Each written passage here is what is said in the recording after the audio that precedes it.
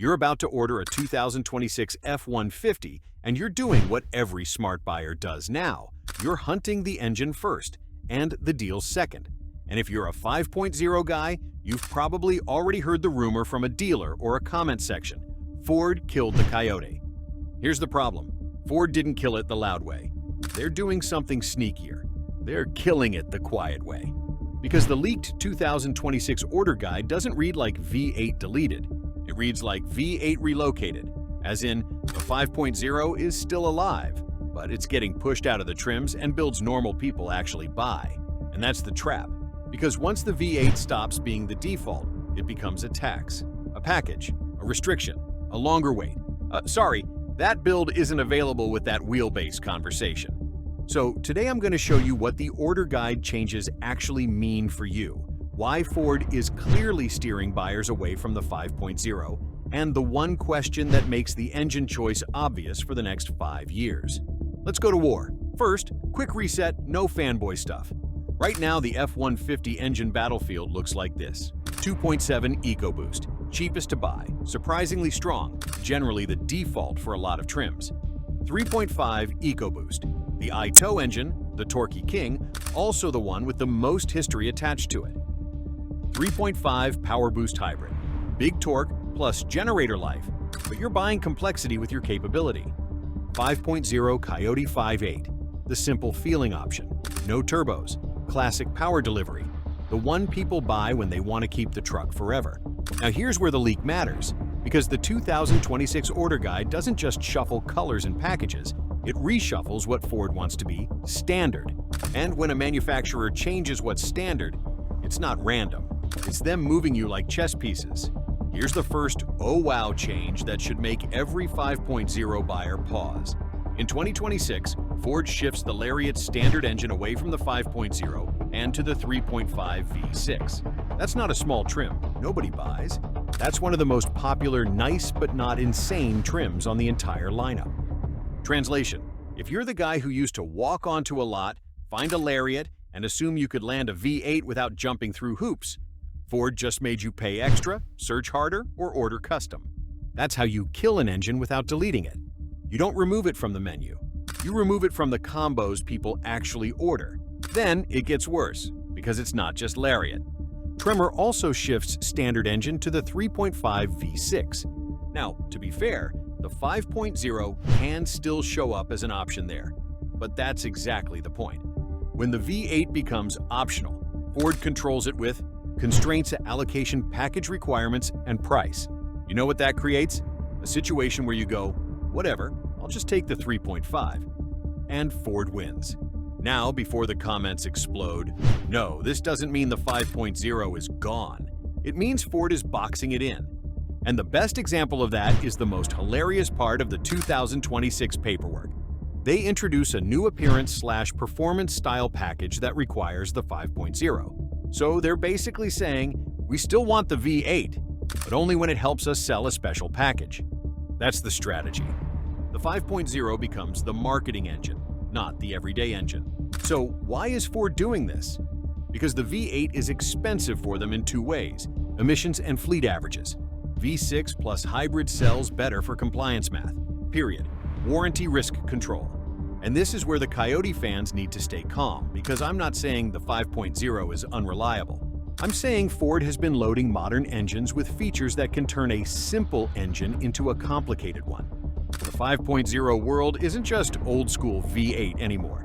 You've got modern fuel economy tricks layered on top, things like cylinder deactivation strategies on newer V8s across the industry. And if you're Ford, you look at your lineup and think, why make the V8 the default on expensive trims? When we can push buyers toward engines, we can tune, package, and price more aggressively. That's the villain, Ford's quiet engine steering, not by deleting the 5.0, by making you work for it. Now let's talk about what you actually care about. If the 5.0 is getting pushed out of standard, does it still make sense to fight for it? Or are you walking into a 5-year money trap? Here's the truth. The engine cost isn't just the option price. It's the total cost per mile plus the oh no repairs. So we're going to run this like a real buyer. Same truck, same driver, same 5-year window. you're going to see why Ford shifting the 5.0 into optional status changes the entire decision. Start with the piece nobody wants to admit. When the V8 becomes optional, it almost always costs a couple grand more on the build sheet. And a couple grand isn't catastrophic until you realize it's not just money. It changes how the truck is stocked. A standard engine gets built by the thousands. An option engine gets built in batches with constraints, and it's the first thing to get limited when supply gets weird. So if you're planning to buy off the lot, this is the trap. The 2026 trucks that are easiest to find will increasingly be V6. So you're either paying extra, waiting longer, or compromising. That right there is why the order guide leak changes everything. Because it's not about what's possible, it's about what's easy. Now let's do the ownership math. Real-world style. Assume you drive 15,000 miles a year. Over 5 years, that's 75,000 miles. If your V8 costs you, say, around $2,000 more upfront, that's about 2.7 cents per mile before you even buy gas. And gas is where people get tricked, because they argue MPG like it's the whole story. It's not. The real comparison is fuel, routine maintenance, and the big-ticket repairs. Fuel first. Most 5.0 owners aren't buying it to hypermile. They buy it because it feels right, sounds right, and doesn't have turbos hanging off the side. But in mixed driving, a lot of guys see the V6s edge the V8 by a couple miles per gallon depending on gearing, tires, and how much you tow. And over 75,000 miles, even a small MPG gap becomes real money. So if you're buying the 5.0 in 2026, you're basically saying, I accept the possibility of paying more per mile for the engine I trust. That's a valid choice, but it better be paired with the right plan. Maintenance next. The 5.0 has a simple advantage, no turbos, but it still has normal high-mileage stuff. Plugs, coils, eventually fluids, and wear items. The EcoBoost engines? They have all of that. Plus boost hardware. And boost hardware is where the fine print lives. Because the bill isn't a turbo. It's labor, lines, coolant, fittings, heat shields, and everything that comes apart to get there. That's why the 5.0 still wins for a lot of long-term owners. The painful repairs are usually fewer systems. Now here's the part Ford doesn't want you thinking about while you're clicking 3.5 V6 standard on a Lariat build. You don't buy an engine with your heart, you buy it with your exit plan. If you trade every 3 years, the V6 standard shift barely matters because you're in warranty and you're gone. If you keep trucks to 150,000, now you need to pick the engine that won't turn into a surprise payment. If you keep trucks to 200,000, now we're talking about a different game entirely. And that's the game the 5.0 was built for. Quick pause. If this breakdown is saving you from buying the wrong engine on the wrong trim, you'll want the next one too. So if you haven't yet, hit subscribe. Not because I'm building a channel, but because these order guide changes are exactly how people get trapped into a build they regret a year later. All right, back to the fight. So what's the hidden part of the 2026 leak? It's not that the V8 is dead. It's that Ford is making the V8 a decision you have to justify. And when you force a buyer to justify something, you reduce how often they pick it. That's why the Lariat standard shift matters so much. Because Lariat is where normal people go when they want. Nicer interior, real towing capability, and a truck that doesn't feel like a worksite special. In 2025, a lot of guys could land that sweet spot and still feel like the V8 was in reach. In 2026, Ford's basically saying, sure, you can have it, but you're going to choose it. And that psychological difference changes the entire market. Now let's talk about the order guide leak changes everything part. Because it changes what dealers stock, what you can negotiate, what you can find used in 2 to 3 years.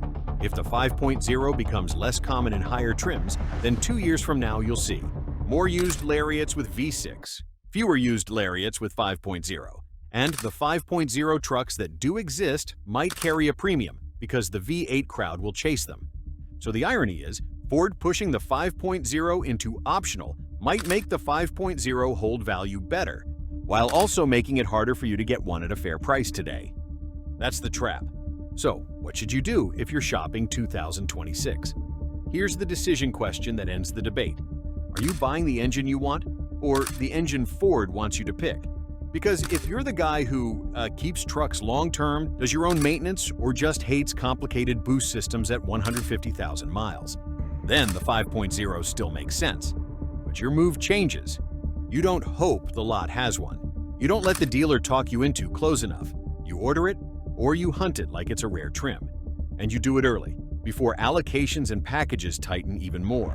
On the other hand, if you lease to trade, quickly want the strongest towing punch per dollar, and you're staying inside warranty.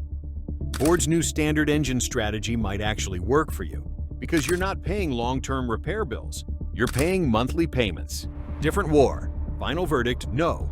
Ford didn't kill the 5.0. They did something more annoying. They're turning it into a controlled option instead of a default reality, especially on trims like Lariat and packages that matter. So, if the 5.0 is the engine you want, the leak is your warning. The easiest path in 2026 will push you toward V6. And if you don't choose on purpose, you'll end up with an engine you didn't actually want, because it was what was available. If you want, drop your exact build plan in the comments. Trim, cab, 4x2 or 4x4, and whether you tow. I'll tell you straight up which engine choice makes the most sense for your use case, and which one is most likely to turn into a 5-year regret. See you in the next one.